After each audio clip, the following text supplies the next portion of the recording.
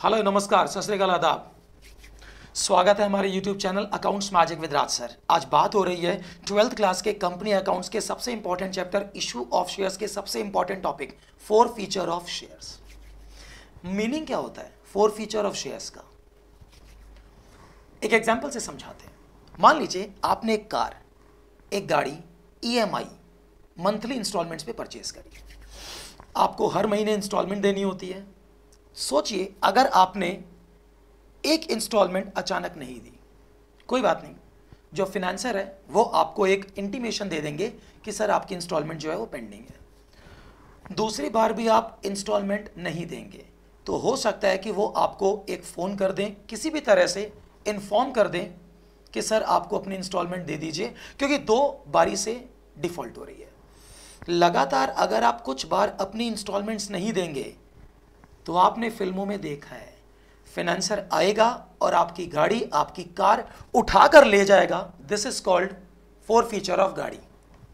इसी तरह से एक शेयर होल्डर जिसको इंस्टॉलमेंट्स में पेमेंट देनी होती है, application, allotment, first call, second call, third call, अगर एक शेयर होल्डर लगातार कॉन्टिन्यूसली एरियर्स करता जा रहा है तो कंपनी सबसे पहले तो आपको एक नोटिस देगी कि सर आपका इतना अमाउंट, इतने इंस्टॉलमेंट्स पेंडिंग है, प्लीज अपना अमाउंट टाइम पर इतनी तारीख तक दे दीजिए।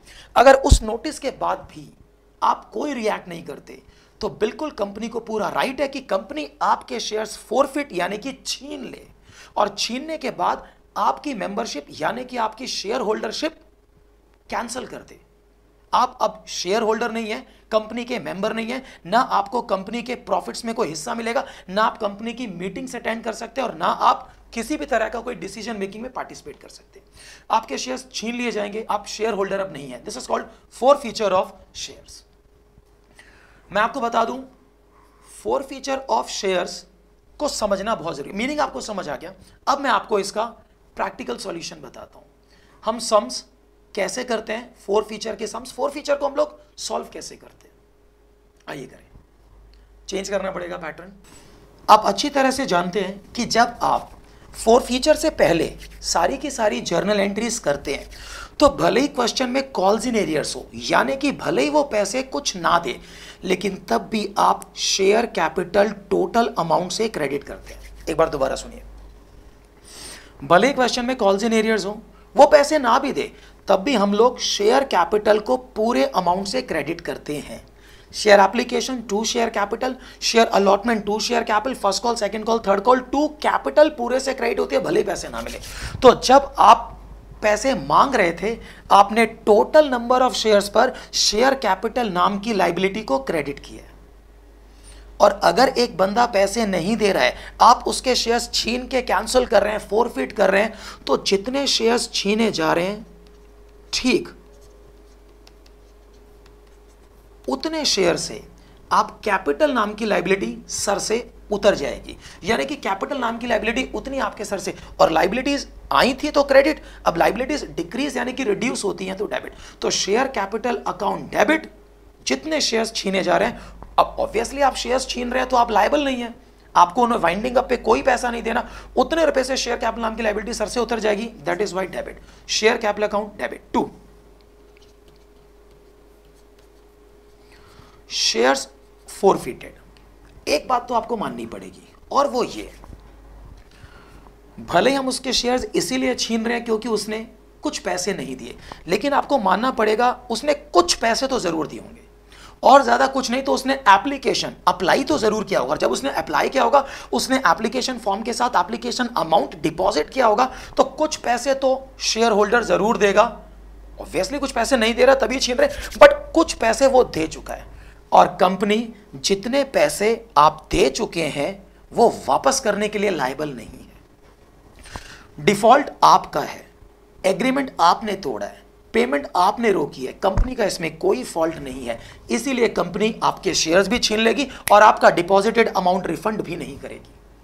और जितना पैसा आप कंपनी को दे चुके हैं, जितना पैसा कंपनी आपका छीन के फोरफिट कर रही है, वो कंपनी के लिए एक प्रॉफिट है, इसलिए शेयर फोरफिटेड या शेयर फोरफीचर अकाउंट से उतना अकाउंट क्रेडिट होगा। 2,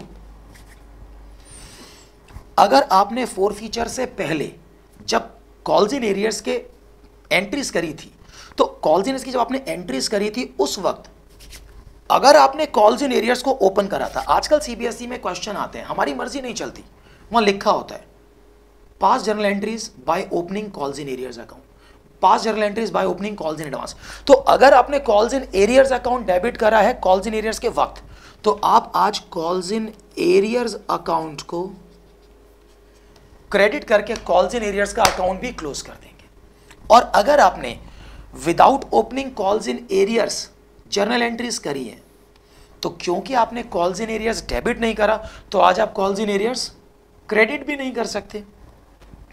आपने उस वक्त फर्स्ट कॉल सेकंड कॉल को फ्लैट माइनस किया था, तो उस वक्त फर्स्ट कॉल सेकंड कॉल कम क्रेडिट हुए थे। आई मीन टू से, अगर मान लीजिए आपने फर्स्ट कॉल को 5 लाख से डेबिट करा, तो फर्स्ट कॉल डेबिट हुआ 5 लाख से, लेकिन bank to share first call मिला 495, तो 5000 से फर्स्ट कॉल डेबिट हुआ 5 लाख से, क्रेडिट हुआ 495, तो फिर आप शेयर फर्स्ट कॉल को यहां पर 5000 जो उसने नहीं दिया उतने से और क्रेडिट करेंगे। सेकंड कॉल नहीं दिया तो share second call. What I mean to say is, अगर आपने उस वक्त फोर फीचर से पहले जर्नल एंट्रीज में कॉल्स इन एरियर्स को डेबिट करा था, तो आप उस अकाउंट को क्लोज करेंगे। और अगर आपने उस वक्त कॉल्स इन एरियर्स ओपन नहीं करा था, फ्लैट माइनस करा था, तो आप individually to share allotment, to share first call, to share second call लिख के इन इंडिविजुअल इंस्टॉलमेंट्स के अकाउंट को क्लोज करेंगे। अकाउंट सारे क्लोज करने पड़ेंगे। This is called forfeiture of shares. I think आपको समझ आ गया कि फोर फीचर शेयर्स का मीनिंग क्या है, थ्योरी क्या है, और इसका लॉजिक क्या है, और इसकी जर्नल एंट्री किस तरह से डेबिट रेट क्यों पास की जाती है। अगर आप और भी कोई, ये मेरे से एक्चुअली डिमांड आई थी तो मैंने फोर फीचर का टॉपिक समझा, आप और भी कोई टॉपिक समझना चाहते हैं प्लीज मुझे कमेंट बॉक्स में डाल दीजिए, मैं आपको प्रोवाइड कर दूंगा। Thank you so much, God bless you all.